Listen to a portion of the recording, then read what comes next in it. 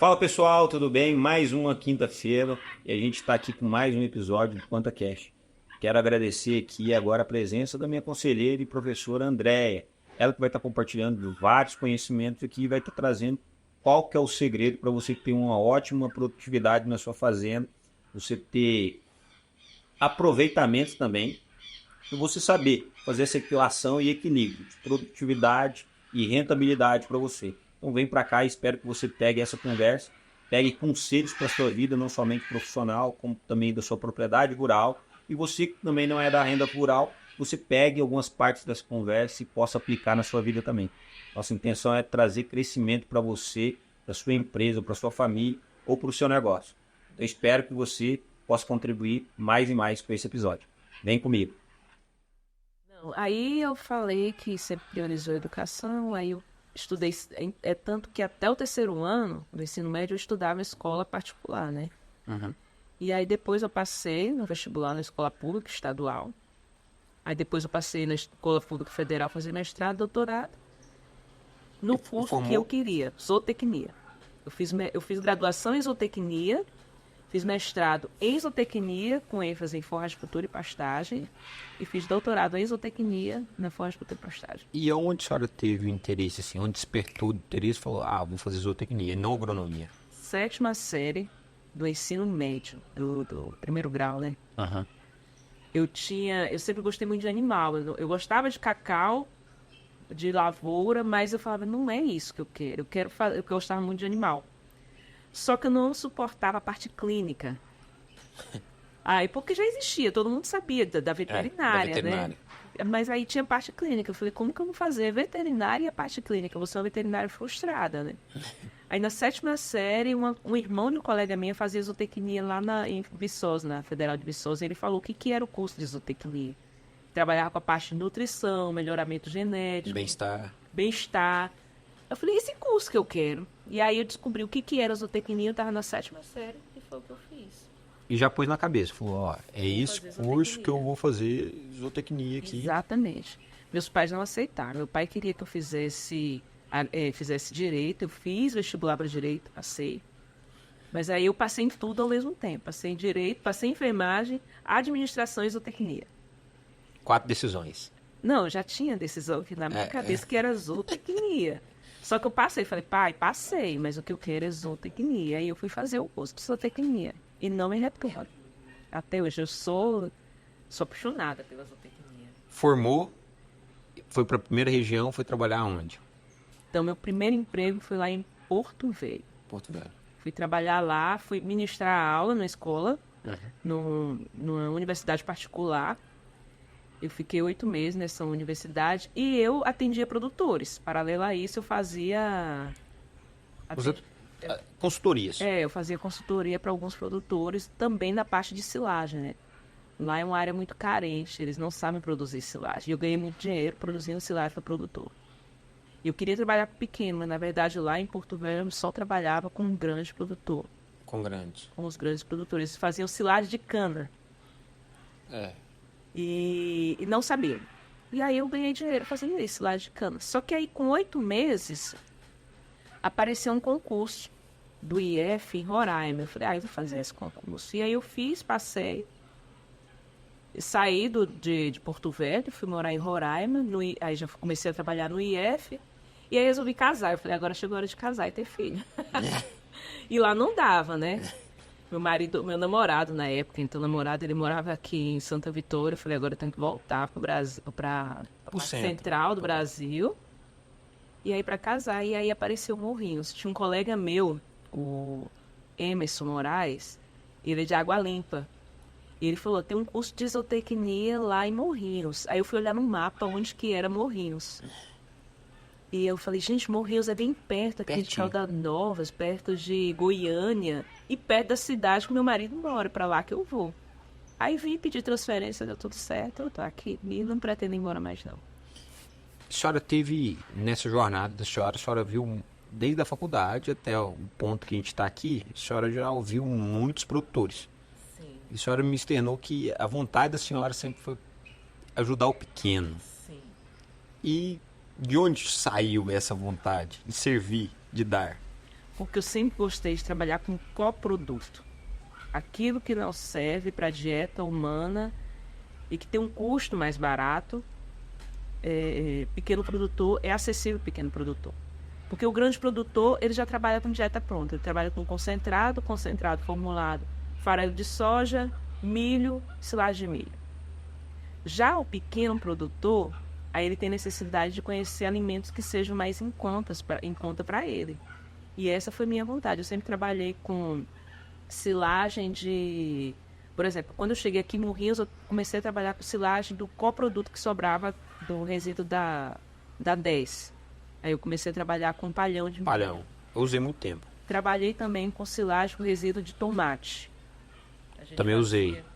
Que é, o resíduo de tomate. faz-se o ketchup, a polpa, Sim. e sobra aquele querelinha, né? Exatamente. Aí a gente também fez silagem daquilo ali. Lá em Roraima eu trabalhei com silagem de polpa de babaçu, que era descartado. Aí eu trabalhava com aquilo. Porque a gente pensa que lá no norte do país, o problema de lá não é a falta de chuva, é o excesso de chuva. E tem uma época do ano que chove demais e que os animais eles não podem sair do... Lá tem muitos pequenos ruminantes, né? Não podem sair do aprisco. Então, o excesso de chuva, você tem que conservar a forragem para fornecer para os animais na época do excesso de chuva. Ao contrário daqui, na época que é na hora seca. da seca, né? Aí eu trabalho, quando eu chego na região, eu busco saber o que tem lá de coproduto, porque eu não falo subproduto. Eu falo coproduto porque eu vou dar para o animal ele vai produzir leite ou vai produzir carne. Na nossa região. Aqui tem esses resíduos da 10. Tem o resíduo da Olé. Esses resíduos a gente pode utilizar bastante. E eu associo o quê? Ao que tem de volumoso mais barato. Hoje, o que a gente tem de volumoso mais barato no mundo? O capiaçu. Onde eu cheguei. Altíssima produtividade. E você produz muita forrageira num espaço pequeno. Então, você pode aproveitar aquela área, conservar aquilo que você tem. Você pode cortar 3 vezes, se tiver irrigado 4 vezes no ano. O capiaçu. Hoje a produtividade a gente sabe, assim, eu acho que eu falho em alguns pontos ainda como produtor. Eu não tive uma alta produtividade no capiaçu. A gente sabe que pode chegar até 500 toneladas irrigado por Sim, hectare. Sim. Para eu chegar nesses 500 hectares, obviamente a gente teria produtividade em qualquer forrageiro que a gente plantasse ali. Se não plantasse, por quê? Porque o solo vai dar condição para ele produzir 500 toneladas, exemplo. Nas mesmas condições de solo, a senhora sabe falar a proporção, exemplo, se eu tivesse um Tifton, o que me produziria um Tifton na mesma área? 1 hectare, com as mesmas condições de que um capim-açu iria me produzir 500 toneladas por hectare. 22 toneladas por hectare. Nenhuma forrageira produz igual capim-açu. Certo. Então, a grande da questão é a quantidade. A quantidade. E ele atende, capiaçu, ele é bem... agora eu esqueci, fiz a palavra, mas ele atende tanto ao rico quanto ao pobre. É acessível, né? Bem acessível. Não é difícil plantio. Não. É isso que eu ia falar. O problema maior é a implantação. Mas aí você implanta por estaquia e aí você tem ali uma forrageira aqui 12 anos sem precisar reformar. O que seria estaquia? Estaquia são os colmos, né? É a própria... Os nozinhos. Os nós. Para quem não conhece o capim-açu, ele é como se fosse uma cana, né? Exatamente. Uma cana de açúcar. Exatamente. E aí, cada cana de açúcar é dividido por uns gominhos, né? Sim. Naqueles gominhos, a gente fala que tem as gemas, né? Que vai sair, então, a planta e a raiz. Sim. Então, cada gominho daquele vai me dar uma planta. Exatamente. Naturalmente. Exatamente. Então, eu já vi algumas pessoas plantando ele em pé. Sim. E já vi algumas pessoas plantando deitado. Tem algum estudo? Qual que seria a melhor forma de plantar ou não? Não tem estudo qual a melhor forma de plantar. Ambas as formas, ele já produz. Mas não tem estudo qual que é melhor, se em pé é melhor do que deitado. Quem planta em pé diz que em pé é melhor do que deitado. Quem planta deitado diz que deitado é melhor do que em pé. Cada um defende a sua. Cada um defende a sua, mas ainda não foi feito estudo. É uma boa, né? Pra gente, pelo menos eu não vi nenhum trabalho falando sobre isso, mas a gente pode fazer isso.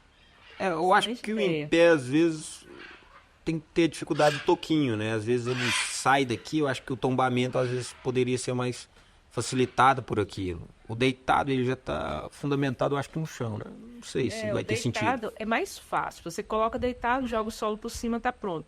E o em pé, não. O em pé tem uma dificuldade maior, mas aí é questão de, na hora do plantio. Mas eu não posso falar assim, o em pé ele vai germinar melhor, vai crescer. Ambos germinam, ambos crescem. É uma forrageira C4, né? Então, por ser C4, ela é mais fácil, né? Me explica o que é C4 antes da gente evoluir um pouquinho. Sem falar da parte de fotossíntese, tem as forrageiras. Elas podem ser C3, C4 ou CAN. CAN são aquelas forrageiras mais cactáceas, como palma forrageira. Então, isso tem a ver com a fotossíntese dela.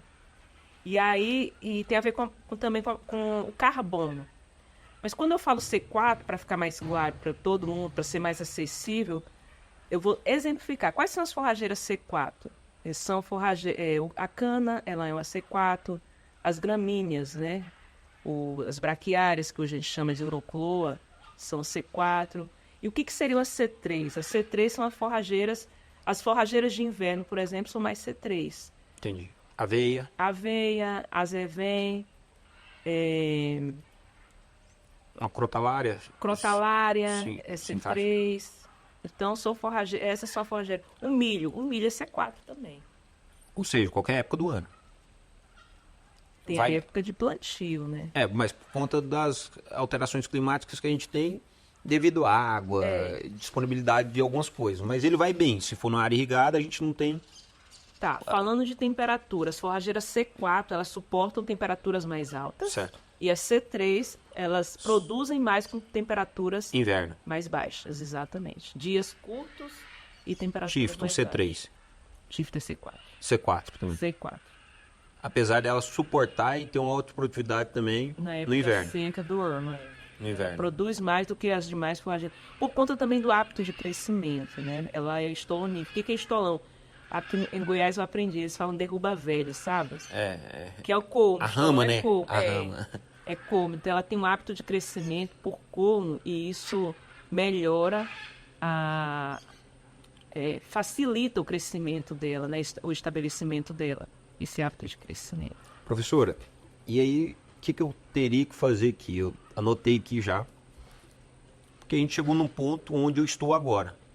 Então, assim, eu sei para onde eu quero chegar no futuro, mas eu tenho que corrigir algumas falhas que eu estou tendo agora. Eu tenho um capim-açu. Por eu ter uma quantidade maior do que eu consumo, às vezes meu capim passa. Então a melhor opção seria silagem. Exatamente. Para mim cortar ele no tempo ideal, tampar ele e arrumar o aproveitamento ideal. Sim. Por quê? Porque até hoje eu faço o quê? Corte verde. Mas você não vai conseguir acertar o corte verde, a não ser se você fizer por etapas, né? Por talhões. Corta esse talhão, depois corta um outro, que é uma evolução. Sim. Até ter talhões, você vai igual quando você planta milho pamonheiro para venda. Você nunca planta uma roça toda. Sim. Você sempre planta etapas, por quê? Porque você sempre tem milho chegando, né? Você sempre tem milhos em várias etapas. Um milho cristal, um milho para pamonha e um milho para curau. Então você sempre vai ter todas as etapas do milho para o consumo humano. Sim. Mas isso é difícil. E para mim fazer então a minha dieta correta, eu vou ter que usar um capim-açu e um coproduto. Sim. Como que eu utilizaria esse coproduto? Como silagem também? Eu misturaria duas silagens? Posso te dar um exemplo de um coproduto excelente que você pode misturar no capiaçu, lógico, na época certa do corte dele, parte aérea da mandioca. A parte aérea da mandioca possui 23 a 24% de proteína. Que isso? Aí eu faço o feno dela, né? Tem que fazer o feno da parte aérea. Aí eu capto a parte aérea que a senhora fala é todo o caule ali? A folha, ou só a folhagem? Só a folhagem. Aí esse mandiocal, ele deixa de ser um mandiocal para produção de raiz. Porque quando você corta a folha, você inibe produção de raiz. Então seria um mandiocal para associar com o capiaçu. Não quero dizer que se eu tiver um mandiocal para produção de raiz, eu não posso fazer isso. Mas aí se eu cortei a parte aérea, obviamente, as raízes elas vão parar de crescer, né? Então pode ser que na época de cortar a raiz, eu pego aquela parte aérea e aproveito ela. E a rebrota? A rebrota de quê? Ela rebrota igual o capim. Então, Ela passa a ser forrageira. vamos falar que então que eu vou trabalhar com ele mais ou menos com a altura de 40 centímetros. Que eu não quero talo. Porque como que eu vou colher ele? Não, aí você. Aí seria um coxo manual. Ele cresce um pouco mais. Ah, eu não posso deixar ele pertinho do chão, então. Não, ele Pra mim cresce sempre um tá pouco cortando. mais, aí corta aquela parte aérea ali de cima, né? Certo. Pode- Como também. Mas mais aquela parte de folha, e aí eu desidrato e coloco para os animais, sirvo para os animais. Entendi. Ou sirvo para os animais, não, misturo na silagem, e aí eu vou ter uma silagem corrigida a parte proteica. A parte proteica. Melhor teor proteico. Posso fornecer a parte aérea pura também para os animais? Posso. Para os animais ruminantes. A parte aérea da mandioca. Então, sim, eu já aprendi várias aulas aqui com a senhora. Exemplo, a gente falava assim, eu poderia colocar um tifto. Não seria tifto, então, porque é energético também. Eu teria que corrigir com a parte proteica. Eu já estava fazendo errado. Por quê? Porque eu estava fazendo capinha-açu e milho. Milho energético. Então, não corrigi minha parte proteica. Mas o milho grão, Milho grão. mas aí você está ajudando em quem? Carboidrato solúvel. Entendi. Então você pode. Porque o capim, o que precisa? Então vamos por partes. O que eu preciso Certo. ter uma silagem de boa qualidade? A silagem de boa qualidade, ela precisa ter carboidrato solúvel. Para que serve esse carboidrato solúvel? Para as próprias bactérias que estão presentes na silagem. Ela precisa ter um tamanho de partícula ideal, que é de 2,5 a 3 centímetros. E precisa compactar. Essas três coisas tem que ter. Para que serve a compactação? Para expulsar o ar, o oxigênio ali presente. Qualquer capim que eu for fazer a silagem não tem carboidrato o suficiente para ter uma proliferação boa de bactérias desejáveis ali. Então, o que eu tenho que fazer? Eu adiciono ou aquele inoculante bacteriano que a gente compra, ou posso adicionar algum alimento para aquelas bactérias que estão lá, para elas se alimentarem e se proliferarem. Que seria o milho. Seria o milho. Ou farelo Aí, de arroz. O farelo de arroz. Farelo de arroz ruim é caro, né? Mas o farelo de milho, aí ele entra na silagem capiaçu com duas funções. Uma é sequestrar a umidade. Porque quando o capiaçu está no ponto ideal de corte, ele está com a umidade elevada. Então eu diminuo aquela umidade ali do ambiente. E a outra função do farelo de milho é aumentar o teor de carboidrato solúvel, os açúcares, né? O amido. Então ele aumenta o teor de amido ali, aumenta o teor de açúcares para quem? Para as bactérias que estão presentes na silagem. Mas eu não corrigi minha dieta proteica. Não. Aí você tem que corrigir no coxo. Eu fiz, na verdade, o quê? Uma silagem, uma boa silagem. Uma Exatamente. silagem de qualidade. Exatamente. Agora, a parte proteica você não corrigiu. Até mesmo quando eu falar, vamos colocar, adicionar na silagem a parte aérea da mandioca. Para eu corrigir a minha parte proteica só com a parte aérea da mandioca, eu tenho que colocar muita parte aérea da mandioca. Então eu dou uma diminuída na quantidade de proteína que eu vou colocar no coxo. Mas ainda assim eu vou precisar de proteína no coxo. Adicional de qualquer núcleo. De qualquer núcleo. Qualquer núcleo que a gente vai fazer mas vai baratear meu custo. Vai baratear o coxo. Certo. Então, na verdade, sim, é uma solução para quem tem mão de obra Exatamente. e não tem recurso disponível. Exatamente. Quem trabalha sozinho, eu acho que essa opção às vezes vai ser mais desgastante. Sim. Ele vai ter que buscar o quê? Às vezes diminuir a sua produtividade e ir pro pronto, né? Exatamente. E já pro negócio pronto. Porque a mão de obra, vamos falar, se a gente fosse fazer da parte aérea da mandioca, É grande. é grande. É grande. Até a gente colocar, desidratar, refazer tudo, acho que a gente vai ter um certo problema com isso. Sim. Então, se a gente fosse pensar unicamente em trabalhar com alta produtividade hoje com capim-açu, para o produtor pequeno seria um núcleo pronto. Sem mão de obra qualificada, exemplo. Se ele não tem mão de obra, se é ele com a esposa, se é uma agricultura familiar. Exemplo, ele tem que fazer várias coisas, é bom ele já pegar o pronto. Exatamente. Pega o pronto. Dependendo do número de animais que ele tiver, né? Porque recomendado às vezes, se for uma falta de recursos, seria diminuir a quantidade de animais. Então, a gente, para ter essa produtividade, a gente vai precisar disso aí. Outra opção, a não ser o capim-açu, qual seria a opção? Aqui para a região? Aqui para a região. Silagem de milho. É o milho, hein? Que é a tradicional. Opção, exatamente. A silagem de milho é a silagem mais completa que tem, sabe? Milho, ele... Qual que é a espécie forrageira que fornece a melhor qualidade de silagem? Milho. O milho. Milho é completo. Teor de carboidrato ideal ele tem. Teor de matéria seca, na época do corte para silagem, tá perfeito, que é ali em torno de 30%. Então o milho dá a melhor silagem, o melhor material, o valor nutritivo é a silagem de milho. Só que nem em todo lugar você consegue produzir silagem de milho. Aqui em Morrinhos você consegue, né? Eu acho que praticamente só uma área ou não que tem muita, como é que fala, muito cascalho, talvez não conseguiria. Mas quando eu falo a nível de Brasil, tem lugar que no Nordeste, por exemplo, você não produz milho, você não produz nem sorgo. Então aí você tem que trabalhar com aquilo que você tem lá naquela região. E se fosse pra gente desenvolver, exemplo, milho aqui, vamos falar do milho. A senhora tem uma receita básica pra gente fazer custo-benefício? Para eu não gastar demais no milho, na produtividade. Hoje o custo é elevado. Preço barato. Vou falar uma experiência que eu tive recentemente. A gente fez fardos de silagem. Então não trabalhei com milho, mas a base nossa, o nosso equilíbrio de matemática seria milho. É uma silagem mais pesada, mais densa, então um fardo daria seus 150 quilos. Um fardo de sorgo a gente caiu para quanto? Com a mesma quantidade de matéria, com o mesmo custo operacional, a gente caiu um fardo já para 80 quilos.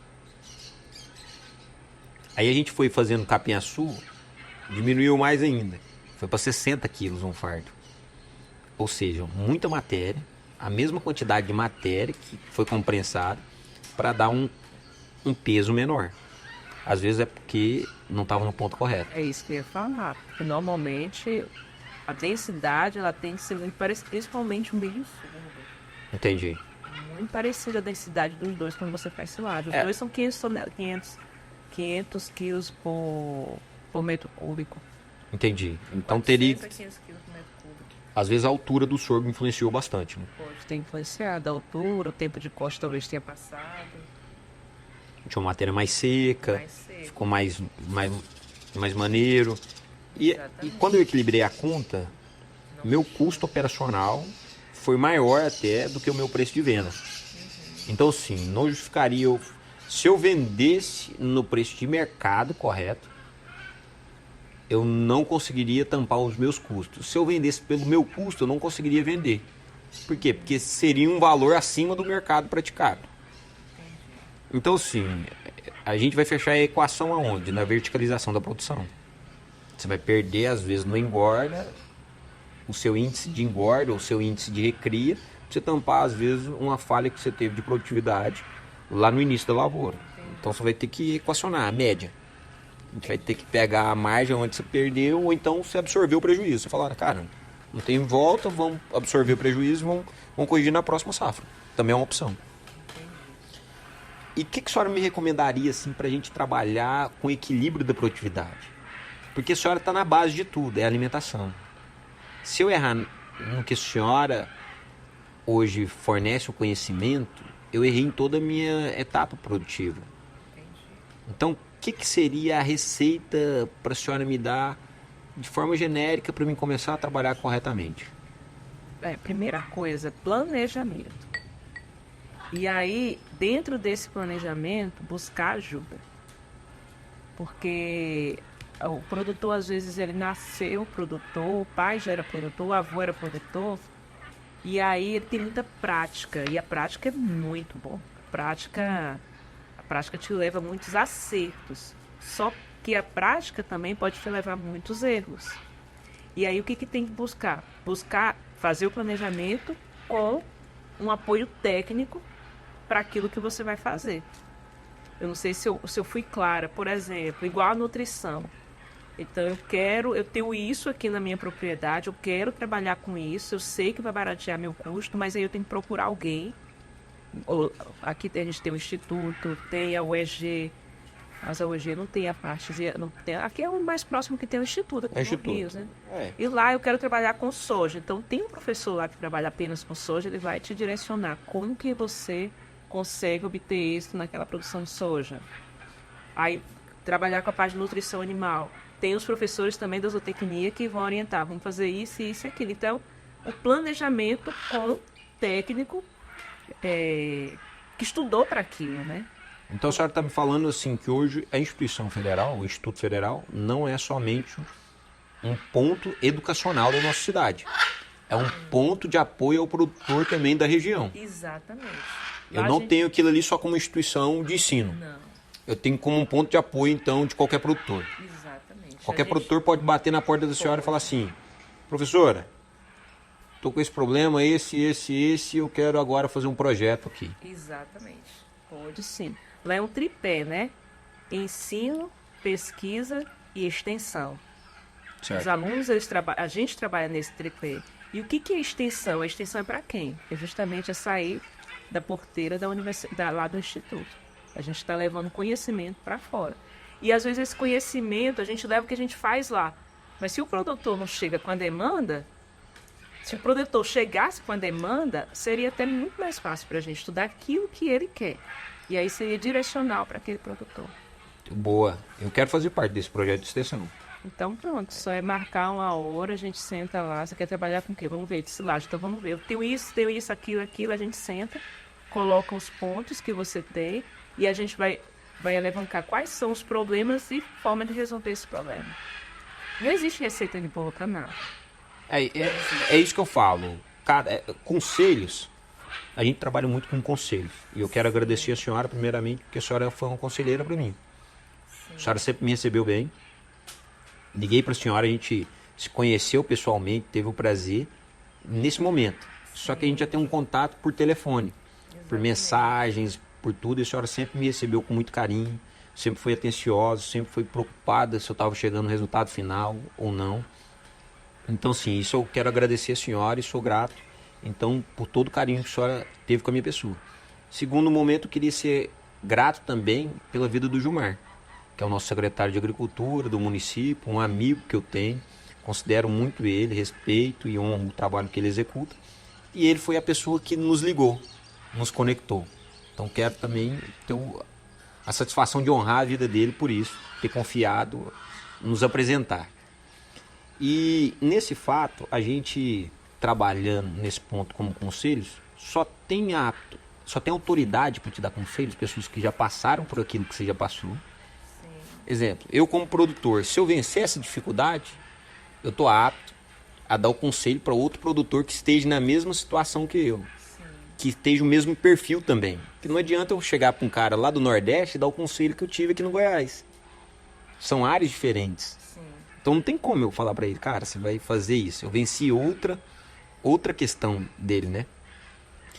E ouço pessoas que gostam de você também. Elas estão aptas porque elas não querem te ver sofrer. Só que esses conselhos às vezes são perigosos, né? Sim. Ou aquelas pessoas que estudaram são capacitadas. O fato é da senhora. Já tem a vivência, já é capacitada, tem todo o conhecimento técnico e está habilitada a me dar conselhos. E o primeiro conselho que eu vou tirar, além dessa conversa que a gente já teve, que foi a escola de conselhos aqui, primeiro eu já sei que eu posso lá no IF buscar, então, não somente ensino. Posso buscar ser parte de um projeto de extensão. Fazer uma parte do projeto de extensão, ter um time capacitado e mais. Fazer parte de ensinar outras pessoas. Sim. Trazer experiência para que outras pessoas possam aprender também. Exatamente. Eu acho que isso é importante, é uma colaboração de servir. Sim. Então a gente vai estar servindo nesse projeto de extensão. E outra coisa que eu vejo é o teste de aptidão. Geralmente nem sempre o que a gente está planejando é o que a nossa fazenda, a nossa produtividade consegue entregar. Como que eu descubro isso? Como que eu me desapego? Porque tem muita gente que fala assim, não, quero mexer com isso. Cara, mas você não tem condição técnica, a sua propriedade não é específica para isso. Sim. Então como que eu faço esse teste de aptidão também? Agora começar também agradecendo pela oportunidade de poder passar um pouco do que eu sei, né? Eu que agradeço. A casa é da senhora. Obrigada. Mas com relação à aptidão, a gente tem que ver o que a pessoa quer, o que a pessoa gosta. Então, gosta de animais ruminantes, tá? Qual área que você tem? A partir do tamanho da área, então, a gente sabe. Então, com a área que você tem, com tal espécie forrageira que produz. Que você pode colocar aqui, porque também tem que ver a adaptação das espécies forrageiras. A gente não pode colocar qualquer uma, tem que ver o tipo de solo que tem. Então aí, mas a gente tem que partir do pressuposto daquilo que o produtor quer. E dependendo do que ele quer, talvez ele não vá conseguir. Então, para isso precisa de uma experiência, precisa chegar no local, avaliar o local para ver se realmente aquilo que o produtor quer, se ele pode produzir aquilo que ele quer, né? Uma vez eu cheguei aqui num pequeno produtor, ele queria produzir frango, peixe e gado de corte numa área micro. Impossível fazer aquilo da forma como ele queria. Teria possibilidade sim, mas o custo seria muito elevado, porque ele teria a parte de alimentação, por exemplo, teria que comprar toda, então ficaria inviável economicamente. Aí a gente foi claro para ele, do jeito que você quer produzir, você não consegue. E além disso ainda queria produzir suíno. Tudo numa área muito pequena, então não teria. A gente sabe que é um ecossistema, né? Se o cara conseguir fazer o suíno, ele pode baratear, então o custo, às vezes ele vai ter a carne, o produto final do suíno, além dele baratear um pouco a fertilidade do solo, né? Que a gente sabe que é um esterco muito rico, né? A gente sabe que a quantidade de esterco de tudo, a gente consegue muito isso aí, né? Mas para uma economia de subsistência, se fosse algo para a subsistência dele, aí poderia ser, mas ele queria ser produtor. Então ele queria entregar produtos. Não tem como entregar produtos dependendo do tamanho da área, de tantas coisas que ele queria fazer naquela área. Era uma área muito pequena. Se eu não me engano, eram 10 hectares, eu acho, um pouco menos que 10 hectares. 10 hectares tem que ser muito intensivo. Muito E intensivo. quando é muito intensivo, um erro te compromete toda a linha de produtividade. Né? Exatamente. A gente está falando de autoconcentração ali. É difícil você controlar quando se dá, exemplo, uma peste, uma praga. Por quê? Porque está muito concentrado, né? Não tem Então o ambiente, eu acho que às vezes não é propício. Então, criador ele conseguiria ser. Se fosse para criação, tudo bem, mas para produção, aí já é diferente. Ele não consegue. Existe uma diferença entre criador e produtor, né? O produtor ele foca, ele produz e entrega. O criador não, o criador é para subsistência familiar. Boa. E essa é uma conversa para produtores. Eu acho que a gente tem que ter uma conversa de maturidade para produtores. Para quem quer entregar o produto final. Exatamente. E assim, eu gosto muito de uma esteira de produção. Tem algumas propriedades, pelo tamanho, pela estrutura financeira ou estrutura técnica, que ela vai conseguir verticalizar toda a produtividade. Por exemplo, ela consegue, às vezes, um gado, fazer desde a alimentação até o resultado final, que é a carne para o consumo humano nosso. Mas tem alguns que vai conseguir fazer apenas uma esteira. Que é exemplo assim, ó, a silagem. Eu quero fazer somente a parte de alimentação animal. Eu quero fazer essa parte da esteira. Quer engordar? Não quero. Eu posso engordar uma pequena fatia, que não representa meu faturamento. Mas eu quero... Meu faturamento, meu produto principal seria o quê? Eu fornecer alimentos para a fase de alimentação. Então eu tenho que buscar o quê? A maior produtividade. Existe hoje alguma coisa que a gente possa trabalhar numa rotatividade agricultura pecuária, pensando em produzir soja, eu produzo soja para grãos, conforme a agricultura, e produzo alimento numa rotação de cultura para gado. Perfeito, porque a soja, o resíduo que ela deixa no solo, você utilizou, né, de adubo químico para produção de soja, qualquer espécie que você colocar lá, qualquer forrageira, até o milho, né, que você coloca lá, você vai conseguir produzir apenas com a parte residual que a soja deixou no solo. Então, além de que a soja é uma leguminosa e ela capta nitrogênio, né? Custo menores. Custo menor, você consegue diminuir o custo. Qual que seria? Obviamente que a espécie que eu vou utilizar, a forrageira que eu vou utilizar, vai depender muito da condição climática, né? Sim. Não tem como eu utilizar, exemplo, um capim que precisa de muita água para a gente fazer silagem. E silagem de capim, o que a senhora me falava? O pessoal já me indicou bastante usuri. O que a senhora me fala? Assim, Silagem de capim? É. Usuri, o Mombasa, o Tanzânia, qualquer forrageira você consegue produzir, desde que seja feito o corte no tempo correto. Correto. Desde que, desde que você não deixe ele produzir muita lignina, né? Porque ele não cresça muito, porque às vezes o produtor quer que fique muito alto. Quanto mais alto o capim, quanto mais ele cresce, menor é o valor nutritivo dele. Se a gente pensasse no ponto correto, esse é pro cara que ainda não cortou o capim ou vai plantar o capim dele está em fase inicial. E para aquele, se eu encontro um produtor, ou eu sou esse produtor que meu capim já passou, eu faço a silagem, o que eu faço dele? Aí você pode fazer a silagem, dependendo do tempo, né, que passou, você faz a silagem e você coloca a ureia, por exemplo. O que a ureia é? Ela é proteica, tem 280% de proteína bruta, então ela eleva um pouco o seu teor proteico. E a ureia ela consegue degradar parte da fibra, ou seja, parte da hemicelulose. Então ela degradando, ela faz aquilo que o animal faria, ela faz na própria silagem. Ela degrada e deixa o material mais disponível para o animal aproveitar. Mas essa ureia também você tem que saber quanto que põe. Você tem que colocar ali no máximo 0,7% da matéria seca nesse material. O fornecimento no coxo ou no silagem? Não, isso no momento da ensilagem que eu tô falando. No momento da ensilagem você vai lá e faz essa mistura. Essa mistura. Do mesmo jeito que eu vou fazer a adição de milho no capim-açu, aí você faz da ureia. eu vou fazer a pulverização da ureia. Exatamente. Pulverização ou granulado? Qualquer forma, pode ser. Desde que você misture bem. Não pode deixar cair um montinho de ureia em lugares específicos. Porque senão vai ser alta concentração. Exatamente. Então, se for diluído, acho que vai ser até melhor, mais fácil de homogeneização do ambiente. Exatamente. Né? Tem ali na boca da ensiladeira e você pode ir com a bomba costal e já ir irrigando com a ureia, né? Ou fazendo camadas, né? A hora que vai. Fazendo camadas. Vai fazendo camadas. Espalhando e vai fazendo camadas. E aí compacta e joga outra camada, mistura, compacta, desse jeito. Pode ser também. Agora, o problema da ureia é porque ela lá na silagem, no processo de silagem, parte dela vai quebrar e vai formar amônia. E quando vai fornecer esse material na abertura do silo, que vai fornecer pro animal, aí tem um cheiro forte de amônia. Então, o que você tem que fazer? Tira de manhã do silo o que você vai fornecer à tarde para o animal e tira à tardezinho o que vai fornecer no outro dia. Porque aí, quando você tira e você dá uma espalhada, aí a amônia ela é volátil. Então, ela volatiza, então tira aquele cheiro forte, né? E o animal, ele consome. Agora tem que pôr concentrado.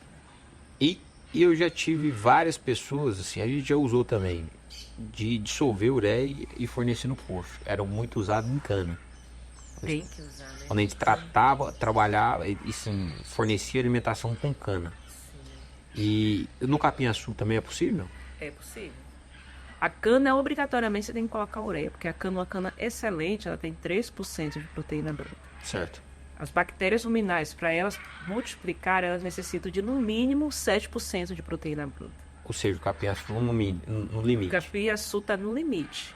Mas se você colocar a ureia e irrigar a ureia ali no coxo, excelente.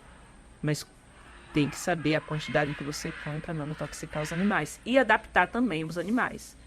Por exemplo, se você for colocar 1% na matéria seca por cabeça, você não pode chegar hoje e colocar lá esse 1%, que é o limite máximo permitido. Tem que fazer uma adaptação para que o animal ele não se intoxique. Da mesma fase, se a gente fosse fazer uma mudança de dieta.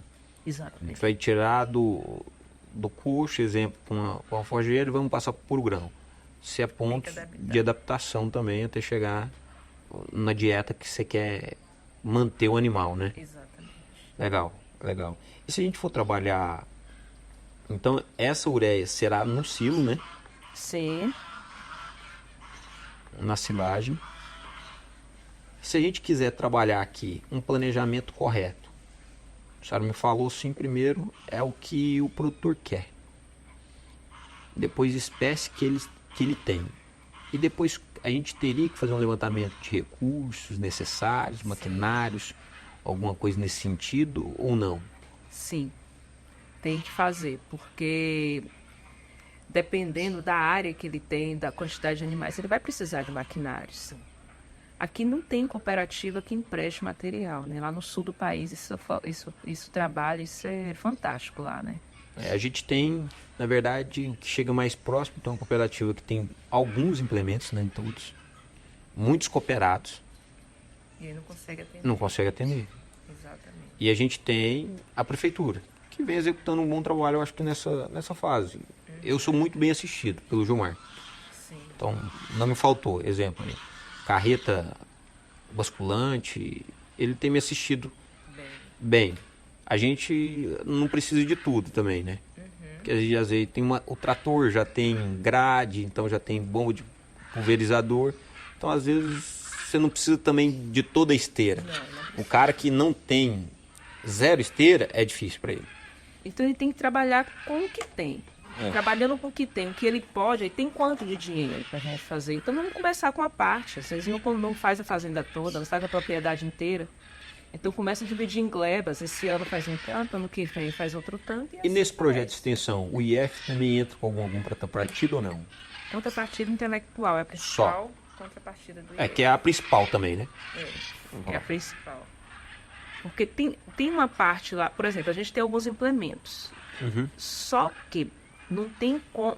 Para aula, por exemplo, aí tem ali aquela parte lá do tijuqueiro, sabe? Que está ali Certo, do lado. do lado. Então, se for para uma aula, aí pode até servir para uma aula ou para deslocar. Mas aí tem a parte lá jurídica e tem que ver. Eu realmente essa parte eu não entendo. Mas aí Certo. tem um coordenador de extensão, o professor Wallace, tem um coordenador de pesquisa, a professora Clarice. Quem sabe eles eles entendem mais. não aceitam um convite também. É. E vem, né, gravar um podcast com a gente também, evoluir e esclarecer um pouquinho mais desse fato de extensão. E outra dúvida, assim, um fator limitante, para eu saber, o meu ponto de corte, a senhora falou para mim assim, que era o fator de umidade também. Sim. E esse me chamou muita atenção. A facilidade e às vezes, e assim, o que está na cabeça do produtor, quando a gente fala assim, medição, ele já coloca coisa difícil. Que é um processo, às vezes, que dificulta a gente estar captando as coisas. Exemplo, eu tenho que tirar a amostra do solo. Não é facinho. Se você fazer uma amostra de solo bem feita, existe uma técnica específica e laboratórios específicos para te darem um resultado específico para você. Exemplo, agricultura de precisão. A gente precisa de uma técnica detalhada para você chegar num resultado que você queira na agricultura de precisão. E para eu ter a técnica, saber o ponto de corte ideal, como que seria? Então, perfeito. Silagem, para você fazer uma silagem de boa qualidade, ela tem que estar em torno de silagem de milho, 30% de matéria seca. Silagem de capim você não consegue. Silagem de capim em torno de 25% de matéria seca. E como que eu vou determinar? Como que eu sei que a minha forragem ela está nesse ponto de matéria seca? Então eu preciso de 3 coisas para determinar essa matéria seca. Primeira coisa, balança. Pode ser uma balancinha daquela que você compra numa loja, essa que tem na cozinha, né? Culinária mesmo, de De uso? culinária. Uma balança. Preciso de um micro-ondas. E preciso de uma caneta para anotar e o papel para anotar. Aí como que eu faço? Eu pego o material que eu vou fazer a minha silagem, eu corto e eu pico na partícula, tamanho de partícula que eu utilizaria para silagem. Aí eu pego uma vasilha, né? E coloco esse material e eu vou lá e peso o material. Então vamos para números. Eu pesei lá esse material, 100 gramas desse material. Depois que eu peso, aí eu levo para o micro-ondas. Só que eu tenho que colocar um copo americano, metade do copo com água. Por que eu tenho que colocar esse metade do copo com água? Para que minha amostra ela não queime. Aí eu coloco esse copo no centro da amostra, eu pego uma vasilha assim, abro a amostra e coloco esse copo no centro. E aí eu coloco lá, eu ligo meu micro-ondas na potência máxima por 30 segundos. Por que eu não ligo 3 minutos, 2 minutos? Para que a amostra ela não queime. E quantas vezes eu vou ter que fazer isso? Vou lá 30 segundos, aí eu peso. Eu coloquei 100 gramas, 30 segundos, vou lá, tiro de novo, peso 80 gramas, aí eu coloco de novo. E eu faço isso quantas vezes for necessário até que o peso se estabilize. E aí vai chegar uma hora que o peso vai estabilizar. Aí eu vou lá, tirei aí 30 gramas. Aí coloquei de novo, tirei 30 gramas, estabilizou. Aí eu faço o cálculo. Eu coloquei lá 100 gramas e no final tinha 30 gramas e significa que aquele material está com quantos por cento de matéria seca? 30% de matéria seca. Então é muito simples, entendeu? Boa. É só isso. Ué, para exemplificar, eu pensei até como se fosse uma forma de pudim, né?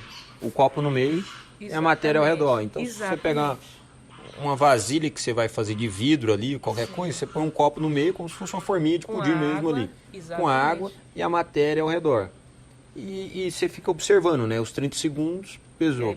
Exatamente. E meu ponto de umidade do capinha-açu seria o peso final. o peso final, 20%, o ideal. Normalmente, o capiaçu, quando ele está no ponto de corte dela, ele está com 20, 22% de matéria seca.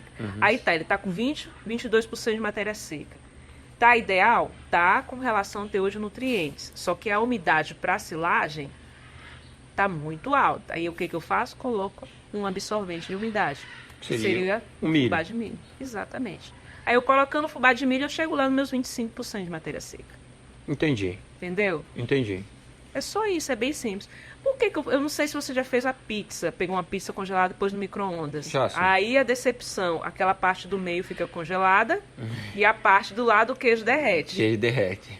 É a mesma coisa, se eu colocar a minha forrageira lá para fazer a matéria seca, se eu não colocar esse copo no centro, aí o que vai acontecer? A borda o material que está na borda vai secar demais e o que está no centro não desidrata o ponto ideal. Então não tenho uma amostragem bem feita. É só por isso o copo, não é macumba, não é... E eu preciso misturar um pouquinho?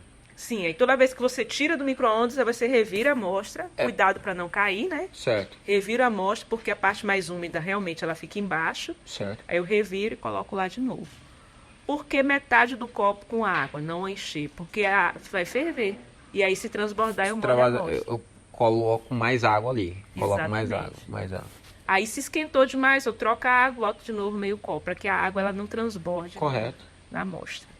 Correto. É muito simples. Não, vamos fazer esse teste, vamos filmar. Sim. E vamos ver o que ensinar para o público. Eu vou fornecer esse vídeo para a senhora. Tá. Para a senhora fazer um materialzinho didático aí. Eu tô pensando, a gente vai conversando aqui e a gente vai pensando em contribuir com as pessoas. Sim.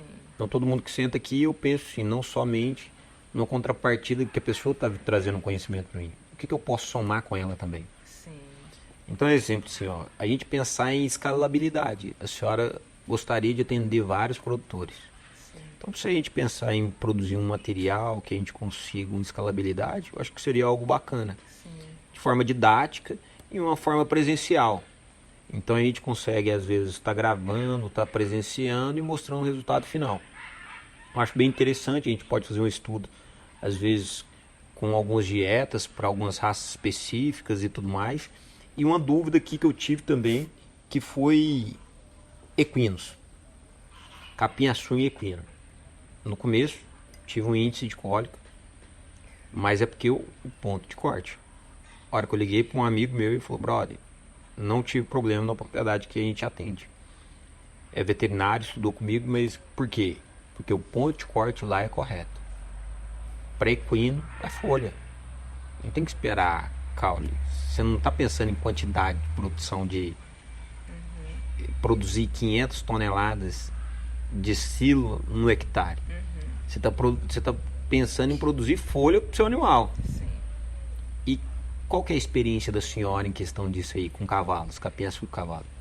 Eu não tenho experiência de capiaçu com cavalo, mas eu tenho experiência de saber a digestibilidade do capiaçu, se eu poderia dar ou não para o cavalo. Certo. Eu não indico para qualquer produtor dar capiaçu para o cavalo, porque uma hora ele erra. E ele errando vai dar cólica no cavalo, posso até perder o cavalo. O capiaçu ele tem uma digestibilidade um pouco reduzida. Ele tem muita fibra, então o teor de FDN do capiaçu chega a 68%. Então, para realmente, se eu for fornecer capiaçu para o cavalo, é naquele primeiro 60 dias que eu estou com a minha forrageira de implantação, né, de rebrota, a rebrotação de 60 dias, estourando, que aí eu não prejudico a forragem e eu posso fornecer para o cavalo só a folha. E mesmo assim não é a folha inteira, não. É parte da folha. Ou seja, não é viável. Não é viável, não indico. A mão de obra que vai utilizar para o cara parte da folha. Parte da folha. Então, assim, é arriscado, porque assim, eu não gosto de trabalhar na zona de risco. na zona de risco. Então, Pode dar? Pode, mas desse jeito. Se não for desse jeito, é arriscado. Então eu prefiro não indicar capiaçu para cavalo. Capiaçu para cavalo. Igual silagem. Tem gente que dá silagem para cavalo, adaptou e ele come bem. Mas eu indicar silagem para cavalo também eu não indico. Mas pode dar? Pode. Mas aquele cavalo que foi adaptado de sempre a comer silagem. E é assim, qual que é a proporção de pessoas que dá silagem para cavalo? Digamos que é 2%, eu sei, estou chutando. 1% é muito pouco. Então eu vou indicar silagem para cavalo? Não indico também. É outra coisa que eu também não indico. E pra gente ir no bate-bola final aqui, se eu perguntasse hoje, quem que é a Andréia? Quem que a Andréia seria? Quem que sou eu? Foi a pergunta mais difícil. Eu sou uma zootecnista apaixonada pela nutrição animal, pela produção de animais ruminantes. E meu sonho é fazer pesquisa, levar conhecimento para fora da porteira e colocar estudantes, né, orientados e estudantes no campo de trabalho, né, saindo também da porteira, especializados em fonocultura e pastagem que possa dar retorno financeiro para o produtor, pensando no quê? Na sustentabilidade ambiental e no conforto para os animais. E essa é a Andréia. Legal. Andréia, mais uma vez, professora. A senhora, além de professora, é uma conselheira. Então, te agradeço, sou grato pela vida da senhora. E a gente tem algumas missões. Vou fazer alguns convites para a senhora. E vamos ver se a gente consegue executar isso. Vamos ver se a gente consegue executar uns projetos. Se eu posso servir também, se eu posso ser também, tá podendo servir não só como a senhora me serve como produtor, mas se eu posso também servir com alguma ferramenta, com alguma experiência minha, com alguma habilidade e estrutura. Que a gente possa crescer então e chegar no próximo, levando não só conhecimento, mas produtividade e rentabilidade. Eu acho que o que paga a conta de tudo é a rentabilidade do negócio. Então, assim, a satisfação de estar aprendendo é muito grande, mas a gente precisa também pagar a conta da propriedade. Sim. O produtor ele precisa ter o retorno. Sim. A gente estava conversando no início, eu acho que o que é mais frustrante para um produtor é ele pensar assim, eu paguei para trabalhar. É triste. É desanimador. Eu paguei para ter que trabalhar. Então, assim, tem vezes aqui que eu já fiz alguma lavoura que eu tomei um prejuízo, que eu falei, cara, tivesse pego o dinheiro, tivesse ido pra praia, pelo menos tinha uma lembrança boa. Agora só tem lembrança triste. Eu olho pro negócio, perdeu. Então a vida do produtor é essa. Ele arrisca muito. É um jogo de risco, né?